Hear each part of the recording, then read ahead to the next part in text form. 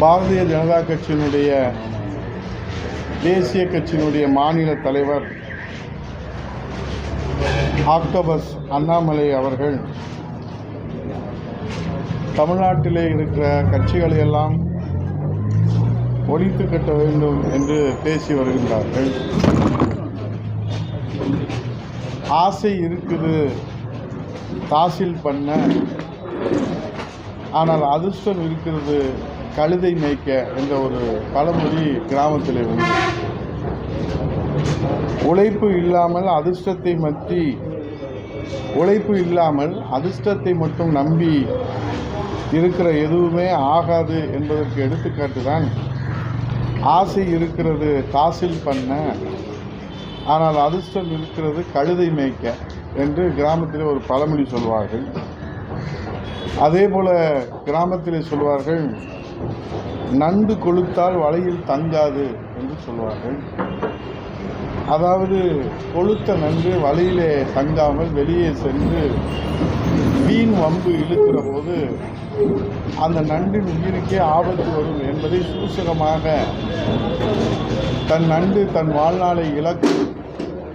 அதுதான் நண்டு கொளுத்தால் வலையிலே தங்காது என்பது அந்த கிராமத்து பழமொழி. ஆகவே உண்டு கொளுத்த நண்டு வெளியிலே போய் வம்பு இழுத்தால் வாழ்வை இழக்க நேரிடும் என்று கிராமத்தில் பழமொழி சொல்வாங்க. ஒரு கட்சியை மக்கள் மத்தியிலே செல்வாக்குடன் வளர்க்க வேண்டும் என்றால் என்ன செய்ய வேண்டும்? மக்களுக்கு தொண்டு செய்ய வேண்டும், மக்களுக்கு சேவை செய்ய வேண்டும், மக்களுக்கு உதவ வேண்டும், மக்களுக்கு எதிர்காலத்தில் உரிய நம்பிக்கையை ஊட்ட வேண்டும், மக்களுக்கான பிரச்சனைகளுக்கு தீர்வு காண வேண்டும். மத்தியிலே ஆட்சி அதிகாரத்தை வைத்திருக்கிற பாரதிய ஜனதா கட்சியினுடைய ஒரு தேசிய கட்சியினுடைய மாநில தலைவர் என்ன செய்திருக்க வேண்டும்? தமிழகத்துடைய பிரச்சனைகளாக இருக்கிற முல்லை பெரியாறு பிரச்சனைகளுக்கு தீர்வு காண்பதற்கு பங்களிப்பு ஆற்றியிருக்க வேண்டும். காவேரி பிரச்சனைகளுக்கு இன்றைக்கு தீர்வு காண்பதற்கு ஏதாவது பங்களிப்பு ஆற்றினாரா? பாலாறு பிரச்சனைகளை தீர்வு காண்பதற்கு ஏதேனும் பங்களிப்பு ஆற்றினாரா? மீனவர்கள் தினந்தோறும் சுட்டுக் கொல்லப்படுகிறார்களே, அந்த மீனவர்களுடைய வாழ்வாதாரத்திற்காக கச்சத்தீவை மீட்டெடுப்பதற்கு ஏதேனும் பங்களிப்பு ஆற்றியிருக்கிறார்களா? நதிநீர் இணைப்பு திட்டத்திற்கு ஏதேனும் பங்களிப்பு ஆற்றியிருக்கிறாரா? பொருளாதார முன்னேற்றத்திற்கு தொழில் முதலீடுகள் இங்கே கொண்டு வருவதற்கு ஏதேனும் பங்களிப்பு கொடுத்திருக்கிறாரா? கல்வி மேம்பாட்டுக்கு ஏதேனும் பல்கலைக்கழகத்தை கொண்டு வந்து கொடுத்திருக்கிறாரா? சுகாதார மேம்பாட்டுக்காக ஏதேனும் திட்டங்களை இவர் அறிவித்து செயல்படுத்தியிருக்கிறாரா? தொழில் வளர்ச்சிக்கு வறுமை ஒழிப்பிற்கு ஏதேனும் பங்களிப்பு கொடுத்துள்ளாரா? வேலையில்லா பட்டதாரிகளுக்கு வேலைவாய்ப்பை பெற்றுத் தருவதற்கு ஏதேனும் பங்களிப்பு ஆற்றியிருக்கிறாரா? வறுமையை ஒழிப்பதற்கு ஏதேனும் பங்களிப்பு ஆற்றியிருக்கிறாரா?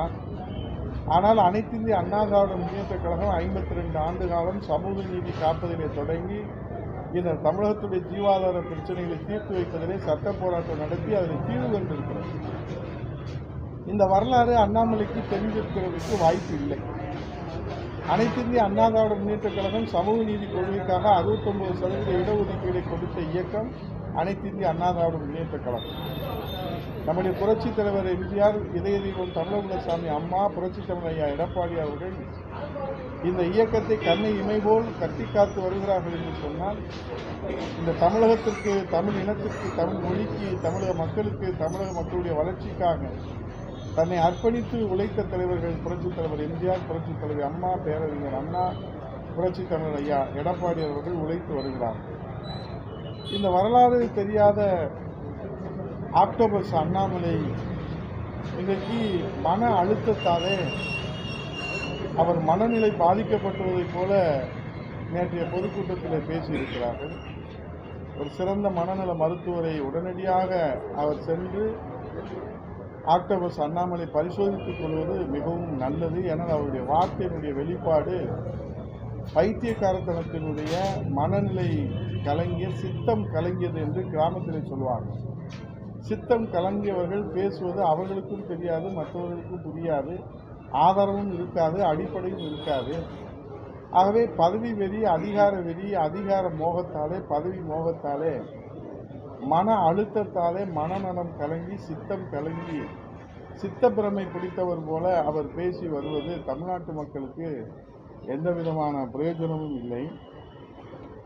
எந்த உழைப்பும் இல்லாமல், ஒரு சொட்டு வேர்வை கூட சிந்தாமல், பதவி வெறி, அதிகார வெறியால், மன அழுத்தத்தால் இன்றைக்கு உளறி வருகின்ற ஆக்டோபஸ் அண்ணாமலை மனநல மருத்துவரை உடனடியாக சந்திக்க வேண்டும். அப்படி சந்திக்க முடியவில்லை என்றால் எங்களிடம் சொல்லுங்கள்.